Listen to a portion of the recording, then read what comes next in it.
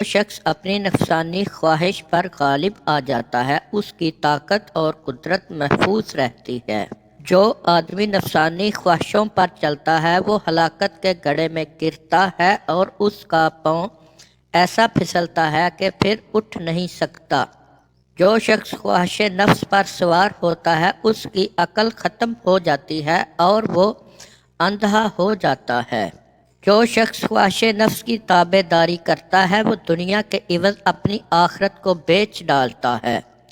جس شخص کی عقل اس کی نفسانی خواہشوں پر غالب آ جائے وہ کامیابی اور فلاح پاتا ہے، اور جس شخص کی نفسانی خواہشیں اس کی عقل پر غالب آ جائیں وہ ذلیل اور خوار ہو جاتا ہے۔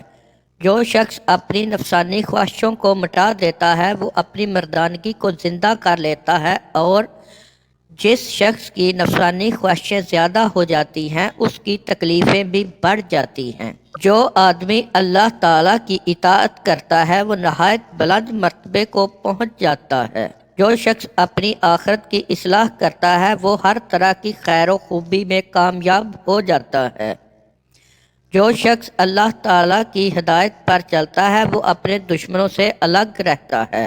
جو شخص دنیا میں شر اور فساد سے خوش ہوتا ہے وہ آخرت میں رنج اور غم میں مبتلا ہوگا۔ آدمی اللہ تعالیٰ کے حکم کو بجا لاتا ہے اور اس کی بارگاہ سے اجر پائے گا، اور جو شخص اس کے عذاب سے بے فکر رہتا ہے وہ ہلاک اور تباہ ہوگا۔ جو شخص دنیا پر خوش ہوتا ہے اس سے آخرت فوت ہو جاتی ہے، اور جو شخص اللہ تعالیٰ سے معافی مانگتا ہے اللہ تعالیٰ اس کے گناہ معاف فرما دیتا ہے۔ جو شخص اپنے بھائی بندوں پر ظلم کرتا ہے اس سے کوئی محبت نہیں کرتا، اور جو شخص لوگوں کے ساتھ انصاف سے برتاؤ نہیں کرتا اللہ تعالیٰ اس کی قوت اور طاقت کو ختم کر دیتا ہے۔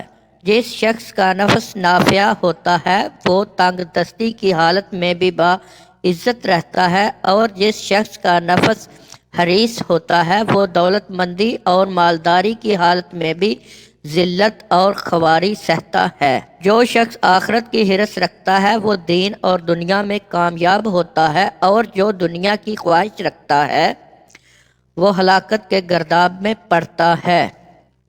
جو شخص حق کے سوا کسی اور ذریعے سے عزت حاصل کرنی چاہتا ہے وہ ذلت اٹھاتا ہے۔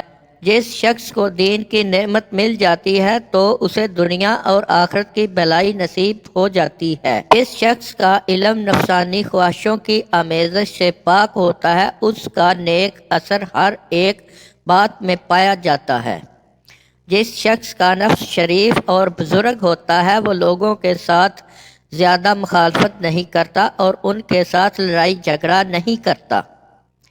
جس شخص کا نفس لوگوں کو مال دینے سے سخاوت کرتا ہے اور دنیا داروں کو اپنا غلام بنا لیتا ہے۔ جو شخص اپنے نفس کے پیچھے چلتا ہے شیطان اس پر غالب آ جاتا ہے۔